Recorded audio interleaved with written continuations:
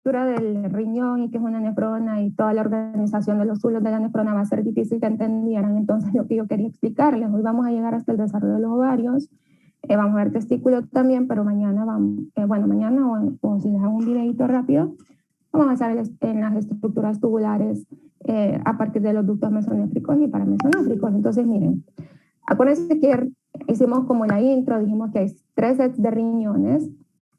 Ok, vamos a grabar esto.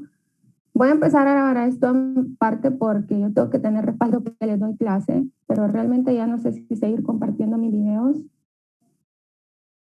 porque Recording in progress. en otras clases no ponen 0 mínimo de atención, entonces es bien complicado. Entonces miren, 3 sets, acuérdense, aquí están otra vez, vamos a darle para atrás a la presentación para que lo recordemos aquí. Déjenme hacer chiquito esto. Entonces tenemos los 3 sets, no los olviden, a lo largo de toda la longitud del cuerpo embrionario, siempre lo ven. Sí, yo sé que ustedes sí lo ven. Entonces, toda la longitud, así como lo miran acá, y vamos a tener los 3 sets pronefros, que rapidito va a degenerar, pero acuérdense que los ductos del pronefro van a seguir funcionando en continuidad con el mesonefro, si van a formar los ductos mesonéfricos. Ahora, otra cosa importante es que no solamente tenemos ductos, este es el ducto y estos son los túbulos, los que ven acá. Entonces es importante saber esos 2 componentes que tienen esos sets de los riñones en cuanto a la parte tubular, ¿verdad? Porque acuérdense que el primero es pronefro, después es mesonefro y luego el metanefro, que es como el permanente, es el que va a generar toda la estructura que realmente necesitamos, pero es necesario que haya estos 2 sets antecesores para que realmente se termine de formar el metanefros. Y la última parte que la ven aquí, el metanefros, que va a tener que ver con la llama uretérica y con el diastema metanefrogénico. Entonces, eso como repaso, no lo olviden que es el mesodermo intermedio, de ahí va a formarse todas estas estructuras y luego van a ver, además, que va a haber una relación en parte con componentes del seno urogenital, que ya lo vamos a ver ahorita más adelante, que lo mencionamos un poco cuando vimos tracto digestivo. Entonces, esto ya lo hablamos ayer. Pasemos al metanefros, que es como más o menos donde me quedé. Entonces, si se acuerdan, comenzamos con un pronefros en la 4ª semana temprana, en la 4ª semana tardía vamos ya con el mesonefros, pero es como una continuidad. Ahora, el metanefros en la 5ª semana es que va a comenzar como a diferenciar sus estructuras específicas y se va a volver funcional más o menos en la 10ª semana, 9ª semana, y eso tiene que ver además con las fechas en las que comienza ya a liberarse cantidades de orina, que son muy importantes para producir líquido amniótico, y no lo olviden, su ausencia predispone a un oligodramnios y además a que haya una hipoplasia pulmonar. Entonces, si se fijan acá, ¿qué componentes vamos a recordar del metanefro? Yema uretérica y blastema metanefrogénico, que son una masa de mesénquima que está ahí asociado. Todo esto es de origen mesodérmico, son células mesenquimatosas también. Ahora, si miran lo amarillo, ven la relación con componentes de capas endodérmicas, porque acuérdense que ese es el color que le hemos dado a todo lo de origen endodérmico. Entonces, si avanzamos, antes de hablar de esto, quiero que miremos la estructura del riñón así bien light, porque van a ver que es más complejo de lo que yo voy a enseñar ahorita. Pongan atención a eso, les va a servir además en fisio cuando lo miren en histología. Entonces, si se fijan, el riñón va a tener una zona colectora, por decirlo así. O sea, la parte, todo es importante en el riñón, ¿ok? Tiene una irrigación muy importante el riñón. Y lo que tenemos que conocer de entrada es que la orina va a ser un proceso de ultrafiltrado. ¿De qué? Del plasma. Y es por eso la relación en la que necesitamos que se forme un glomérulo. El glomérulo, que ayer yo le mencionaba, era como una maraña, un ovillo glomerular, es decir, corpúsculo renal, le mencionan también algunos libros, en el que va a tener un componente arterial, miren, o arteriolar aferente y uno eferente. Van a ver después que hay un montón de presiones involucradas en el proceso de filtración y también otras presiones que promueven la reabsorción, incluso la secreción, cosas que se van modificando a lo largo de todo este sistema tubular que ustedes miran acá. Entonces, esto que vemos aquí en grande es una nefrona, es la zona en donde de entrada en el glomérulo comienza el proceso de filtración del plasma y eventualmente ese ultrafiltrado va a ir modificándose a lo largo de todos estos tubos que ustedes miran aquí. Miran el acompañamiento de vasos también, porque se va a reabsorber, se va a secretar y eventualmente se va a excretar. ¿Qué cosas pasan en el riñón? Filtrado, es lo que sucede aquí a este nivel, a lo largo de los tubos, de todos, y por diferentes presiones, por diferentes concentraciones, va a haber reabsorción, ¿okay? Lo que se va a reabsorber, va a haber secreción también, y finalmente al final, aunque redunde, ¿no? En la parte final, que son los túbulos colectores, va a haber excreción, lo que ya vamos a eliminar, que ya se modificó todo lo que se tenía que modificar y lo vamos a eliminar. Ahora, si ustedes se fijan acá, tenemos la irrigación, arteria renal, todas sus ramas internas, ¿no? Ramas segmentarias, interlobares, arqueadas, interlobulares, ahí lo van a ver en histología.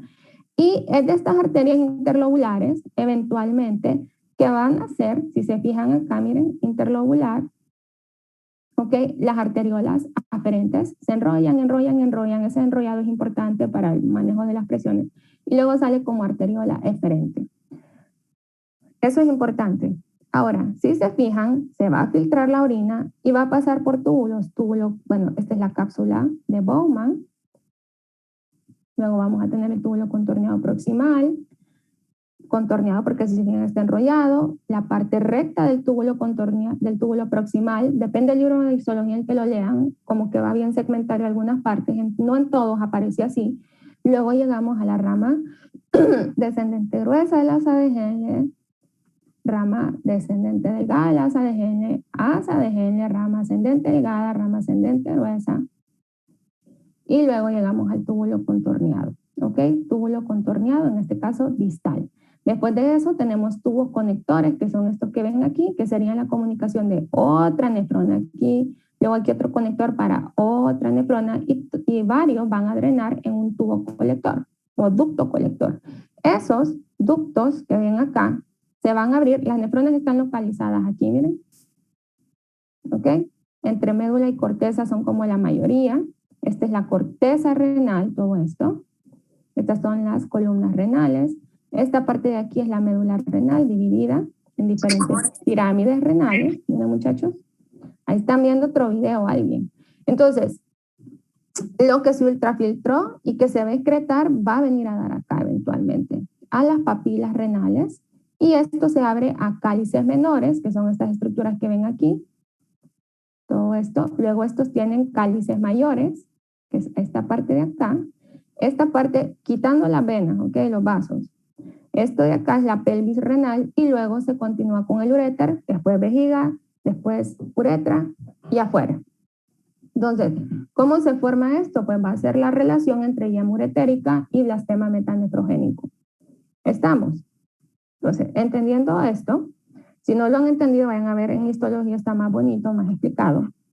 Entonces, ustedes pueden ver cómo la yema uretérica dista, miren, y está caudal con respecto al ducto mesofrénico.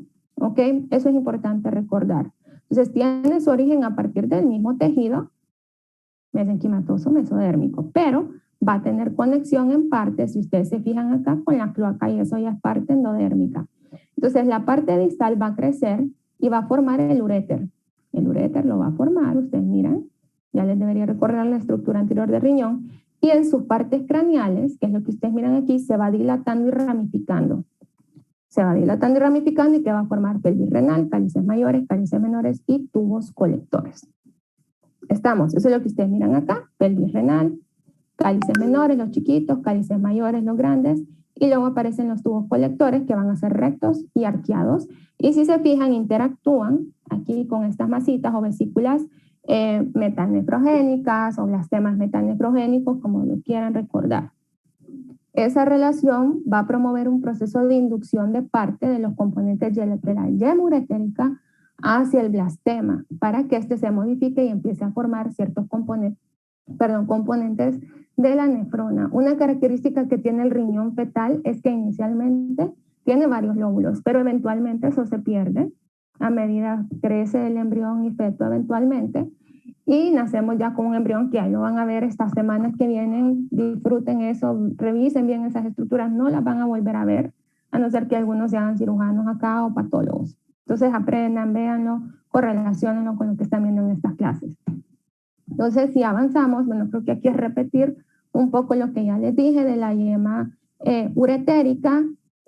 Aquí solo para hacer más específico algunos componentes, se empieza a ramificar los tubos colectores rectos, que son estos que ustedes miran acá. Acá se los muestra en chiquito, ok, pero es importante recalcar. Primero, la parte craneal de la yema uretérica va a formar la pelvis renal, después los cálices menores y mayores. Aquí ustedes miran las generaciones que van a ir dando, y eso se asocia a la formación de tubos colectores rectos. Ahora, esos tubos colectores rectos van a dar continuidad, si ustedes se fijan, miren, perdón, y van a continuarse con los túbulos arqueados, que siempre los pierdo, que aquí están. Entonces, ven los rectos, se sigue ramificando y el arqueado. El arqueado es esa parte de la yema uretérica, la parte como más distal, que nació del túbulo colector recto, que va a inducir al diastema metanefrogénico. Esa interacción es importante. Si no se forma la yema uretérica y no llega hasta ese punto de diferenciación y hace contacto con el blastema, podemos tener una ausencia de riñón, ¿okay? Que ya lo vamos a ver. Entonces, se forman los arqueados y esos van a interactuar. Entonces, aquí tenemos la vesícula, miren, metanefrogénica, y esto va a promover la formación de los túbulos metanéfricos o metanefrogénicos, como ustedes les quieran decir.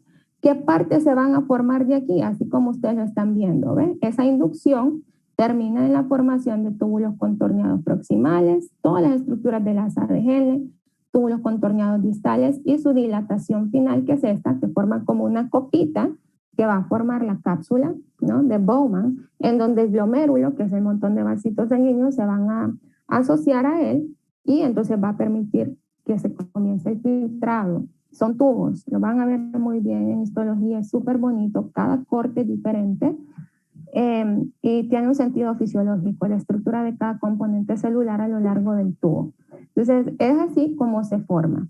¿Hasta qué punto se desarrolla cada componente? Bueno, vamos a decir entonces que los túbulos colectores de la nefrona se originan a partir de la yema uretérica. Hasta allá llegó. Y todo lo anterior también, cálices, mayores, menores, pelvis y ureter. El otro componente de la nefrona, a partir de los túbulos contorneados proximales hasta su finalidad, que llega al glomérulo, bueno, mejor dicho, desde la cápsula glomerular hasta el túbulo contorneado distal, se origina del blastema metanefrogénico que fue inducido por la yema uretérica. ¿Ok? Espero que eso les haya quedado claro. Bueno, esto es por... ¿qué más? Creo que aquí cosas importantes de recalcar de esta diapositiva, el mesodermo de la yema uretérica. Si ustedes se fijan, es mesodermo, no lo vayan a olvidar, no vayan a pensar que es endo, que ese mesodermo va a dar origen al uroterio del uréter, pelvis renal, los cálices mayores y menores, y además también va a dar origen al epitelio cuboidal de los túbulos colectores. Entonces, en este caso, ese epitelio pues no va a ser un origen endodérmico, sino que va a ser un origen mesodérmico. Y del mesodermo metanefrogénico se va a desarrollar el epitelio de todos los otros componentes, ¿no? Túbulo conector, que son estos que les mencioné aquí. Luego los túbulos contorneados proximal, distal, en cápsula de Bowman, asa de Henle. Todos esos epitelios tienen un origen mesodérmico, porque ya vimos de dónde se originaron. Los riñones se empiezan a formar en la región sacra, muchachos, y luego van a pasar por un proceso de ascenso. Y es bien interesante porque además van a ir modificando la irrigación que reciben a partir de la aorta dorsal en ese punto todavía. Entonces, inicialmente, si se fijan, el riñón metanefrogénico o metanéfrico que está aquí, aquí vemos el mesonefros todavía existente, miren que después va involucionando, como ustedes lo miran aquí. Les llama la atención la relación con la gónada. Acuérdense que está la cresta urogenital y por lo tanto está como en sociedad ahí todavía el proceso de desarrollo. Y además que les llame la atención la relación con las glándulas suprarrenales, que por eso se llaman suprarrenales, porque van a quedar adosadas en el polo superior del riñón. Entonces comienzan en pelvis. Ahí va a estar el riñón metanéfrico, ¿ok? A nivel de S1, S2 más o menos, cerquita uno del otro, pero siempre separado, pero a medida se va alargando el cuerpo del embrión, van a ir ascendiendo. Y es bien interesante porque el riñón asciende y las gónadas descienden. Entonces el riñón va para arriba, las gónadas van para abajo. Entonces asciende a lo largo del abdomen y se va a localizar paralelo con respecto a la columna vertebral, para el abdominal posterior, más o menos a nivel de T12, L3. Eso es importante. Van a ir rotando un poquito, pero es importante que suban separados. Es importante que suban separados y más o menos para la 9ª semana, si ustedes se fijan, van a hacer contacto ya con las glándulas suprarrenales con quienes tienen una relación fisiológica importante. También es importante recalcar que el uréter asciende y se va elongando a medida el riñón va ascendiendo a lo largo del cuerpo, ¿no? Y esto es a nivel de la pared abdominal posterior. ¿Va a ir cambiando su irrigación? Sí, dijimos inicialmente, si se fijan, bueno, esta es la aorta dorsal, pero las ramas iniciales que irrigan el riñón nacen de las arterias ilíacas comunes, como ustedes miran aquí, porque están a nivel sacro. A medida van ascendiendo, van cambiando de ramas que nacen de las partes caudales de la aorta y finalmente, ya cuando recibe su nombre como tal, en realidad las arterias renales son parte de las arterias pares de la aorta abdominal. Esa modificación en cuanto a vasos, a esa irrigación que van sufriendo a lo largo de su ascenso en el desarrollo embrionario, promueve que hayan varias modificaciones, o mejor dicho, variantes, ¿ok? Muchas variantes de una persona a otra en cuanto a la cantidad de arterias renales que pueda tener. Entonces, más o menos, eso es lo que su libro les dice, 25% de las personas pueden tener arterias renales accesorias o supernumerarias, que puede ser que en un lado esté normal, lo típico, pero en otro pueda que tenga 2 o 3, eso es variable, ¿no? Esas arterias renales accesorias van a nacer también de la aorta, no es que salen de otro lado, y pueden aparecer ya sea superior, que es lo que ustedes miran acá, ¿no? Hay como la normal, la que se espera que esté ahí, la arteria renal madre, por decirlo así, pero puede asociarse, como ustedes lo miran acá, a arterias renales en la parte tanto superior como inferior con respecto a la arteria renal primaria o principal. Una cosa importante de estas arterias es que son arterias terminales.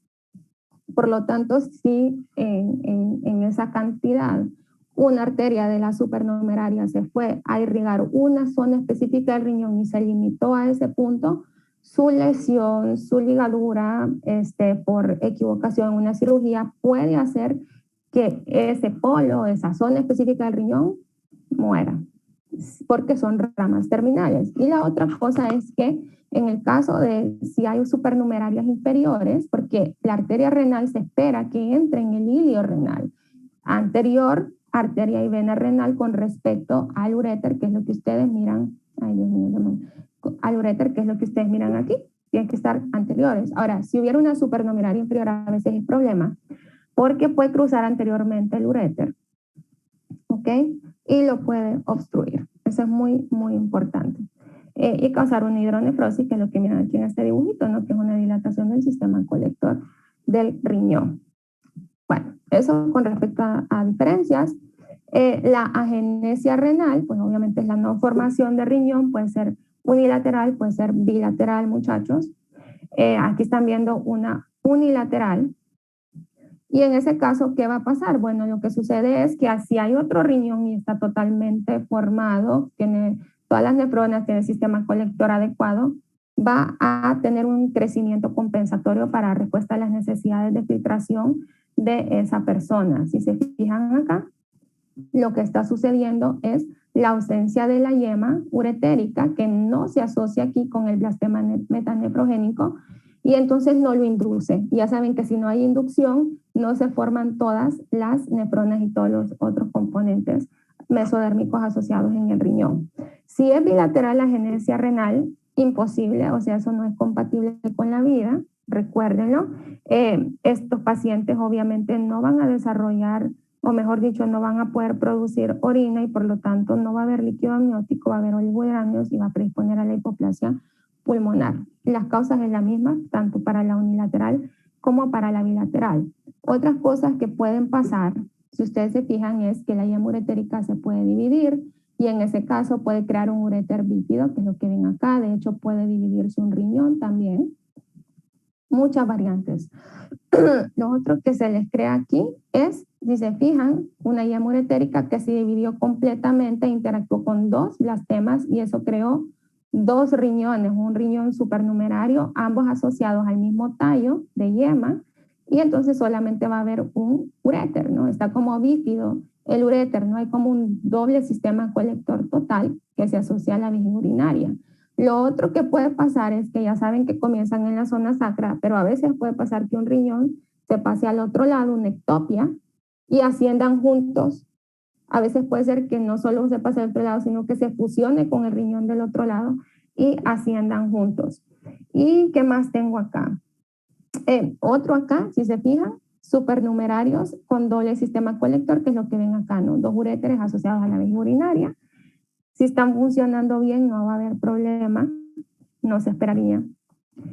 Y lo otro es, ya voy a ver quién me está escribiendo. Bueno, la ectopia por entrecruzamiento ya lo dije, y el riñón en herradura, ¿no? Que el riñón en herradura es cuando el riñón todavía está en pelvis, y puede pasar que por mucha cercanía, en un espacio tan chiquito, se fusionen los polos inferiores y va a tener esa formita de herradura, que es lo que ustedes están viendo acá. Miren qué bien se ve, y se ven los mini uréteres además. Cosas importantes, no va a poder ascender un riñón en herradura por su forma, porque va a interactuar con la raíz de la arteria mesentérica inferior al estar así. Entonces no va a poder subir y se va a quedar a nivel de la pelvis. Si todo su sistema de nefrona, sistema colector está bien, no va a haber problema, salvo que eso lo va a predisponer a infecciones y a cálculos renales.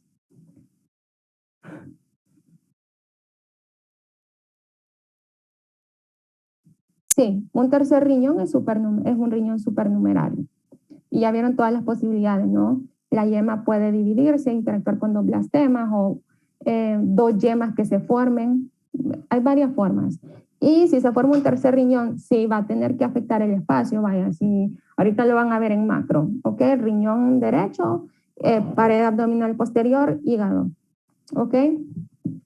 Pero igual, o sea, normalmente tienden a estar más abajo con respecto al riñón principal, por decirlo así, a cada lado, y tendría que interactuar con ese espacio en el hígado, aquí en el cuadrante superior derecho, y en el caso del cuadrante superior izquierdo tendría que interactuar con el espacio anterior que ocupa además el vaso en ese punto.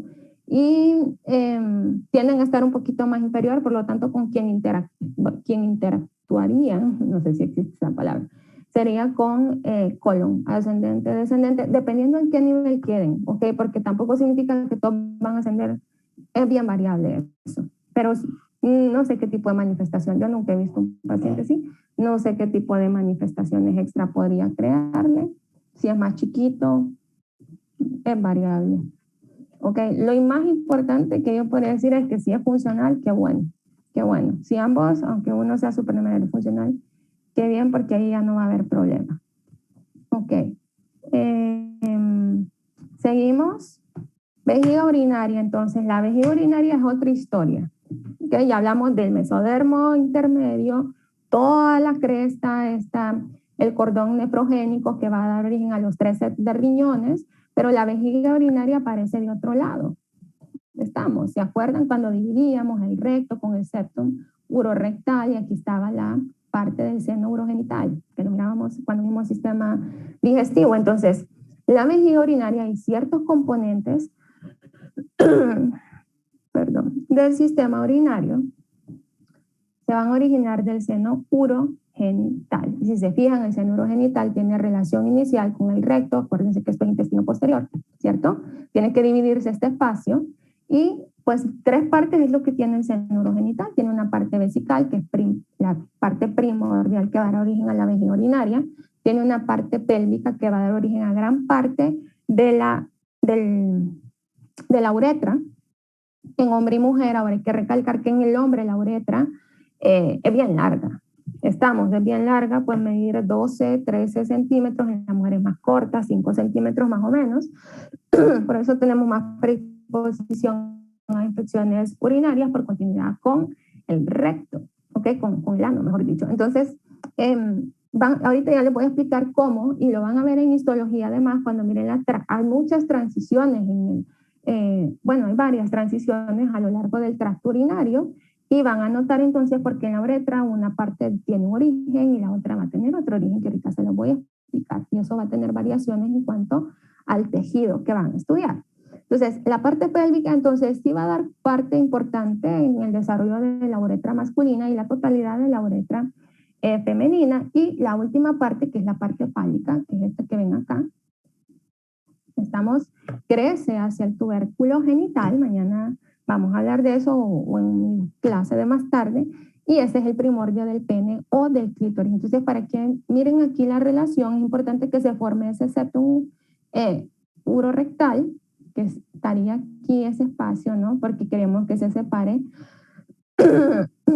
perdón, la vejiga urinaria del recto. Ahora esto es, como les digo, así como lo acabo de decir en el hombre, vejiga urinaria recto, sin embargo en la mujer no olviden que va a haber otro órgano en medio de esas estructuras y es el útero. Y mañana vamos a estar hablando de cómo se forma eso. Entonces, esos son los tres componentes. Y ahorita lo que nos interesa es decir, ok, del seno urogenital, la parte vesical, vejiga urinaria, y de la parte pélvica, componentes de la uretra, tanto en el hombre como en la mujer. Entonces, una cosita importante, bueno, voy a avanzar mejor y ya les voy a explicar eso con dibujito. A ver, entonces, la vejiga. Aquí puse demasiado dibujo, la verdad, pero parte vesical. Ahora, quiero que se fijen en que tiene relación con el ducto mesonéfrico y con la yema uretérica. ¿Por qué es importante esa relación? Pues porque los uréteres tienen que ir a drenar a la vejiga urinaria y eso lo hacen en una zona de la vejiga que se conoce como trígono vesical, que se llama trígono porque es como un triángulo, que no lo puedo hacer así. ¿Ok? Entonces, en estos ángulos de acá, del triángulo, ahí van a drenar los uréteres. Esa parte específica del trígono vesical deriva de los ductos mesonéfricos que ven acá. Entonces, esa parte específica de la vejiga urinaria va a derivar de los ductos mesonéfricos. Las otras partes se van a originar del seno urogenital, de la parte vesical. ¿Estamos? Esa sería una diferencia importante a recalcar. Otra cosa importante a recalcar con respecto a la vejiga en su parte vesical, obviamente, en origen, es que va a ser continua con el alantoide, si se acuerdan, ¿no? Vesícula umbilical, alantoide y todo eso. Entonces, se va a tener que cerrar esa relación, se tiene que cerrar, si no se forman fístulas, así como ayer lo explicaban ustedes con el bebé que tenía ese por el ombligo, ¿no? Entonces, en este caso, el alantoides se va a fibrosar y va a formar una estructura que se conoce como uraco en un momento embrionario, pero en el adulto, y ahí lo van a ver en abdomen ahorita que vayan a macro, se va a convertir en el ligamento umbilical mediano, porque hay varios ligamentos umbilicales. El epitelio de la vejiga urinaria, que vamos a ver ahorita solo para escucharle la voz a alguien. ¿Qué tipo de epitelio es? ¿Quién me lo puede explicar ese epitelio? Porque es tan interesante. Es epitelio de transición y permite la distensión del órgano cuando está llena la vejiga y cuando está vacía. Muy bien. Sí, también tiene que ver con los componentes subepiteliales, ¿verdad? Acuérdense que hay bastante tejido conectivo, músculo liso en la vejiga urinaria. Y sí, es un epitelio súper interesante que pasa de ser un domo y luego se aplana.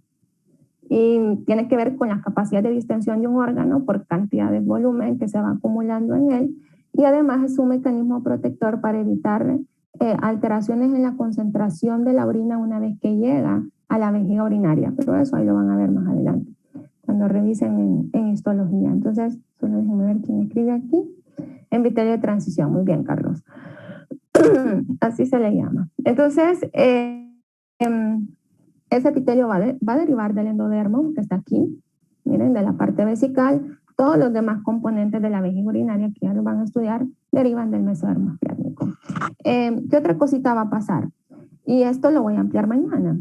Los ductos que tenemos, yo solamente he hablado hasta ahorita del ducto mesonéfrico, que es el que se asocia a lo que se forma del cordón nefrogénico, que me va a dar origen al riñón, ¿cierto?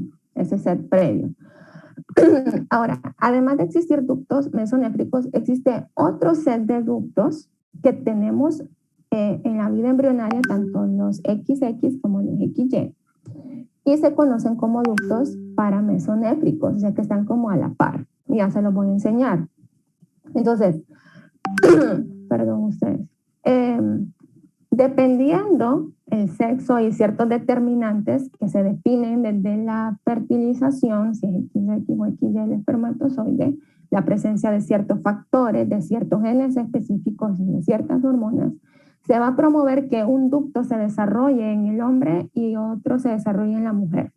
Entonces, por eso ahí les dice que van a ser absorbidos, pero eso depende, es variable. O sea, los ductos mesonéfricos son muy importantes en el desarrollo de sistemas tubulares en el hombre, que mañana voy a explicar eso. Y en la mujer son los ductos paramesonéfricos, ¿ok? Entonces, en los hombres, los orificios de los ductos mesonéfricos, que aquí lo estamos viendo, aquí, y esta imagen no es muy buena, en realidad, bueno, aquí lo que estamos viendo son ovarios, aquí un testículo en el hombre. Entonces, si se fijan, perdón, esos ductos van a interactuar con parte de la próstata, que aquí no hay ninguna imagen que tenga próstata para explicar eso. Creo que mañana sí va a estar una imagen de eso. Y va a formar los ductos eyaculatorios. De hecho, los ductos mesonéfricos ayudan a formar ciertos ductos intratesticulares y el famoso conducto o ducto deferente, que ya lo vamos a ver y vamos a explicar qué es. En la mujer, estos ductitos que están aquí van a degenerar. O sea, eso se tiene que degenerar y se logra por la ausencia de testosterona. ¿Estamos? Entonces, por la ausencia de testosterona en la mujer. Ok, si avanzo, hablemos de la uretra más distal, ya hablé de la vejiga urinaria, ahora hablemos de la uretra. Acuérdense, ya dijimos, es de la parte pélvica, aquí, parte fálica, parte vesical, parte pélvica, del seno urogenital que se va a formar la uretra masculina y femenina. De ese endodermo se va a formar el epitelio uretral, que inicialmente es un epitelio de transición, pero eventualmente se va a ir modificando, es una zona de transición interesante.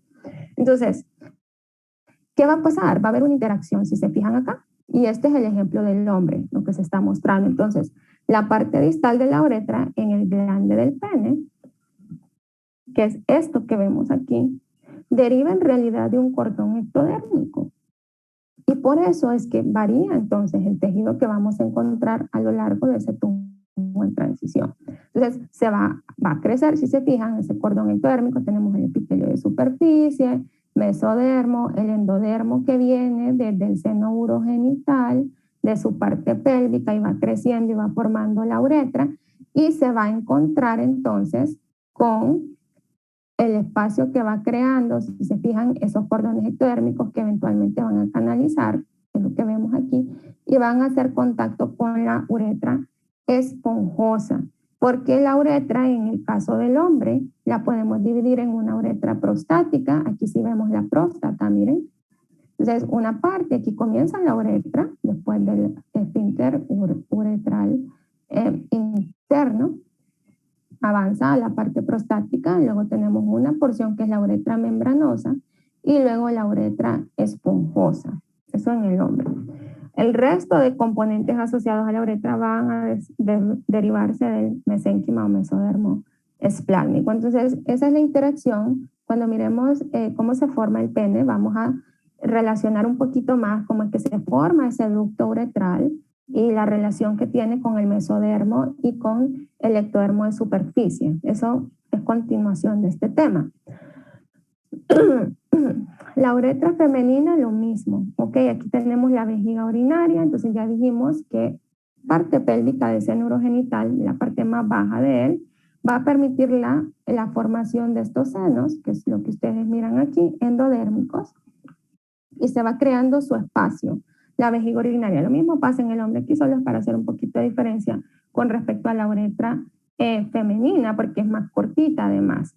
Además de eso, si ustedes se fijan, va creando su espacio, es como una dilatación que se va formando a ese nivel y la vamos a asociar además con la vagina, porque el orificio uretral externo tiene relación en cuanto a la posición que está craneal con respecto al orificio orificio vaginal. Entonces, ¿qué otras cosas asociadas de ese endodermo vamos a ver? Glándulas uretrales y parauretrales, que son las glándulas de skin o skene, hay gente que les dice así, y esas se abren a cada lado del orificio uretral externo. O sea, lo que ven cuando ponen la sonda, ahí están esas glándulas y lo van a tener que hacer como procedimiento y lo van a tener que aprender.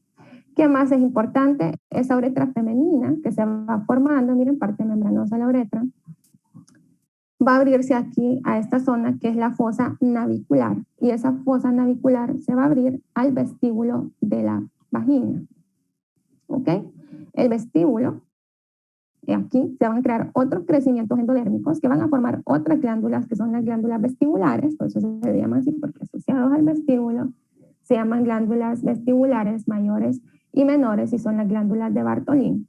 Y esas glándulas se van a abrir a cada lado del orificio vaginal, sobre todo en la parte inferior. Entonces, vemos la relación, entonces, ¿cómo queda? Aquí está la vagina, miren, el vestíbulo vaginal. La vagina es un canal, acuérdense. Mañana vamos a hablar un poquito más de eso para terminarle a entender. Y la relación que tiene la parte superior, ¿ok? El orificio uretral externo con respecto a la apertura vaginal. Entonces, de ahí se origina, pero igual, en síntesis y fácilmente, ¿qué hay que recordar? Parte pélvica del seno urogenital, y ahí se forma la uretra en hombre y mujer. En el caso de la mujer, además, se va a asociar, y en el hombre también, mañana lo vamos a ver que miremos pene, se va a formar a crecimientos endodérmicos asociados que van a ayudar a formar las glándulas, que pueden ser glándulas uretrales y parauretrales y las glándulas vestibulares. Eso es importante. Las glándulas suprarrenales, no voy a terminar, ni siquiera lo que creía. Las glándulas suprarrenales, si se fijan acá, ¿ok? Ya dijimos, están arriba esperando los riñones en la 9ª semana para que se adocen uno con otro. Y va a tener dos orígenes. La glándula suprarrenal, lo van a ver en histología también, si no es que ya lo vieron, si vieron endocrino, tiene una médula y tiene una corteza. Cosas importantes que recordar aquí para embrión. La corteza, que es la parte externa, deriva del mesénquima, ¿ok? Del mesodermo, de ahí deriva. Y la parte medular de la glándula suprarrenal deriva de células de la cresta neural que migraron y se convierten en células cromatines productoras de catecolaminas. Eso creo que sería importantísimo recordar. Aquí vemos cómo la corteza se va diferenciando. Miren, se divide la corteza en 3 capas. Las van a ver en histología. Capa glomerular, capa fascicular, capa reticular. Es una estructura sumamente interesante, fisiológicamente compleja. Cosas que van a ver más adelante, pero sí sepan que se divide en 3 partes la corteza, ¿no? La parte glomerular, que sería esta, la rosadita externa. Luego la parte fascicular y por último la parte reticular. La médula, un origen diferente a partir de las células cromatines que se convirtieron en eso luego de la migración de las células de la cresta neural. Son grandes en el feto, sí, eventualmente se vuelven chiquitas, la médula incluso se vuelve como la estructura más pequeña interna, son chiquitas las glándulas suprarrenales en realidad, ¿no? Y cuando la vemos asociada al riñón, pues es una estructura bien pequeña. Ok, del sistema genital que hay que recordar, ahí están los objetivos. Para ambos sexos, el desarrollo va a ser igual al inicio, ¿ok? Acuérdense que comenzamos con un estadio sexual indiferente y eso se asocia tanto para la parte de gónadas como también para los tubérculos que se van a asociar al desarrollo del pene o del clítoris. Entonces, externamente e internamente hay un momento en el que es indiferente todo esto. Las gónadas, acuérdense, si comenzamos hablando de eso, ¿para qué nos sirven? Producción de gametos, ciertas hormonas importantes y derivan de 3 fuentes, que aquí viene como lo interesante. Van a derivar, y ya vamos a ver cómo funciona eso, del mesotelio que cubre la pared abdominal posterior, derivan además del mesénquima subyacente, ya lo vamos a ver en el dibujito, y además es importante que haya una llegada ahí de células que van a migrar, si se acuerdan que son las células germinales primordiales que llegan desde la vesícula umbilical.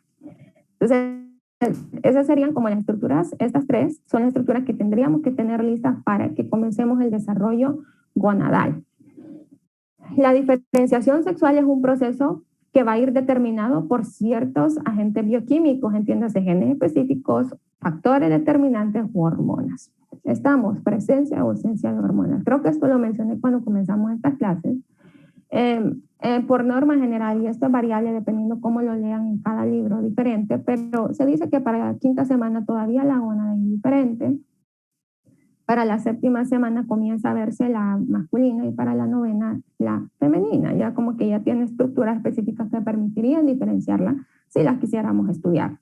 Ahora, ¿qué es importante? Partimos de una gónada indiferente, pero que en realidad ya trae su determinante, porque el sexo genético, acuérdense que se determina durante la fecundación, ¿no? Cuando se da la fecundación, ahí dependiendo del espermatozoide vamos a tener un XY o un XX.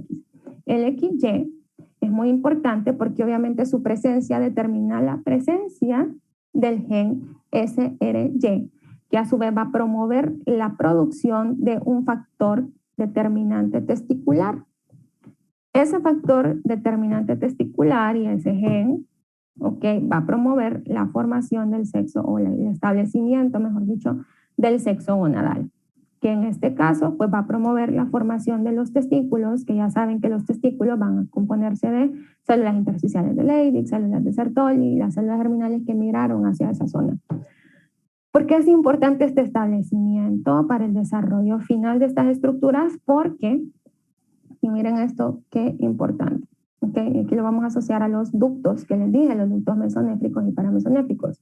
Porque en el caso del hombre, si se fijan, la testosterona que produce las células de Leydig y la hormona antimülleriana que produce las células de Sertoli son necesarias para que se promueva la permanencia de los ductos M de mesonéfricos, que también se conocen como ductos wolfianos o conductos de Wolff. Pero acuérdense de mesonéfricos, es más importante que lo recuerden así. Esto es muy importante porque es importante. Necesitamos testosterona para procesos de diferenciación de ciertas estructuras del tracto genital masculino y además para la diferenciación de los genitales externos. Además de eso,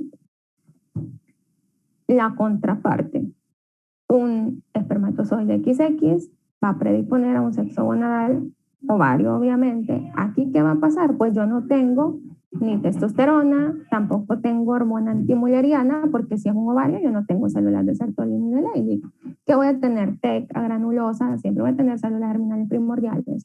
Y entonces, ante la ausencia de una hormona que me evite el desarrollo de mis conductos müllerianos o paramesonéfricos, son esos los que se van a desarrollar y me van a ayudar a formar ciertos componentes del tracto genital interno y además componentes del tracto genital externo en la mujer.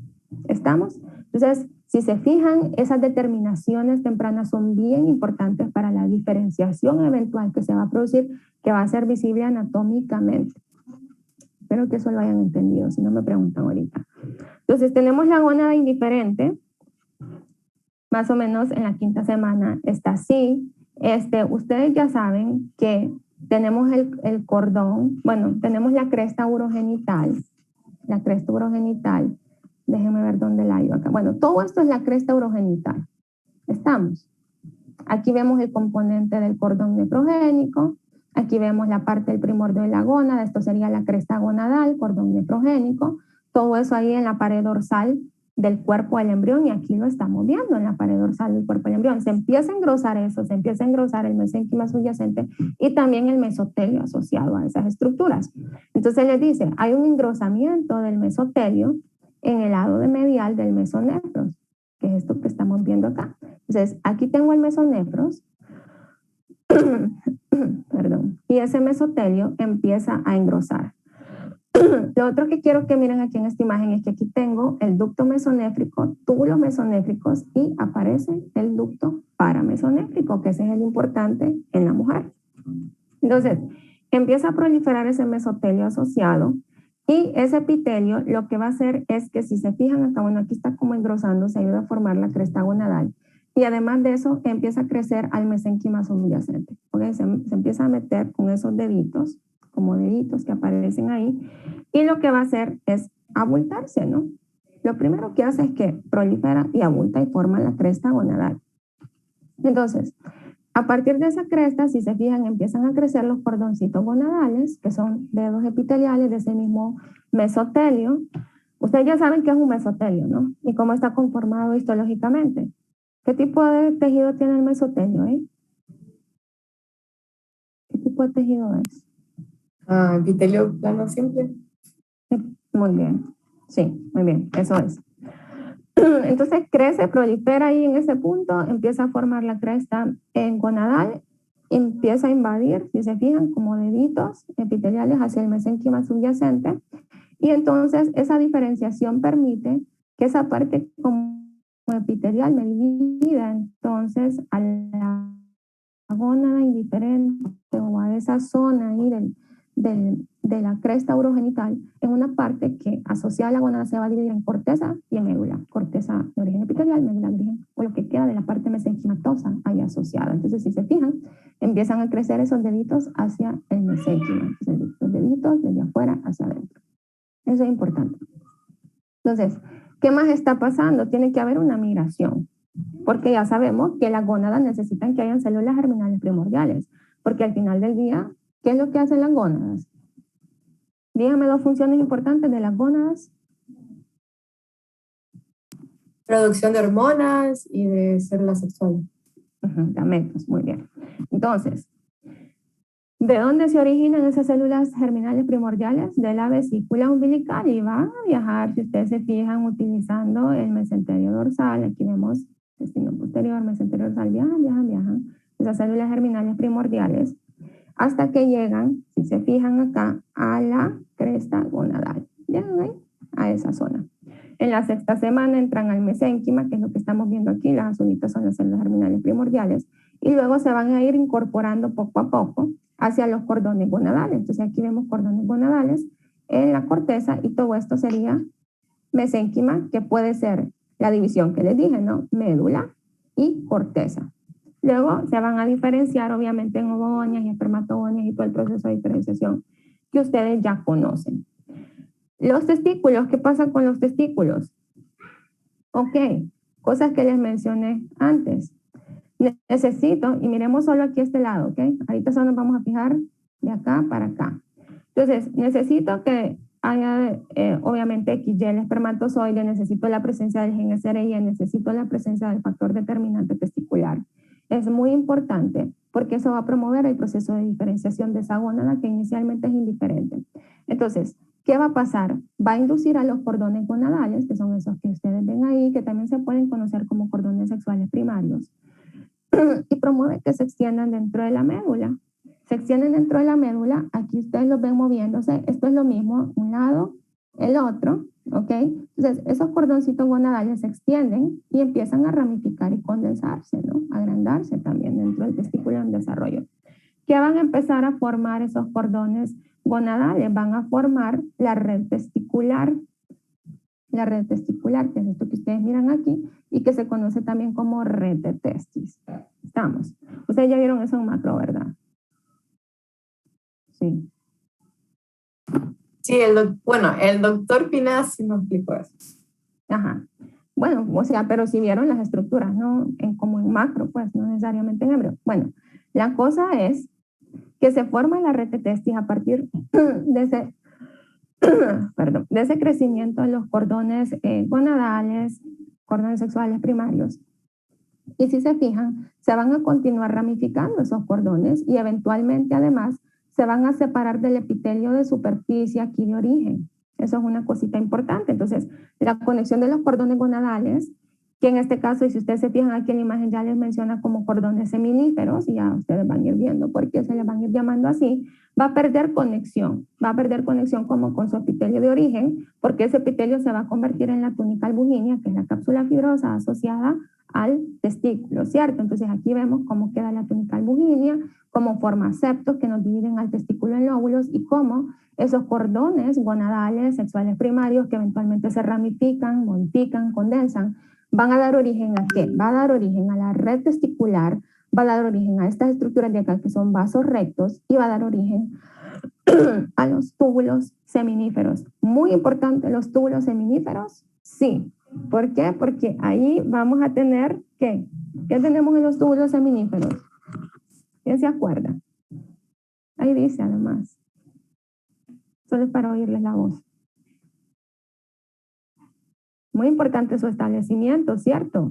Porque la formación de gametos va a ser ahí. Y su establecimiento inicial va a ser ahí en el periodo embrionario.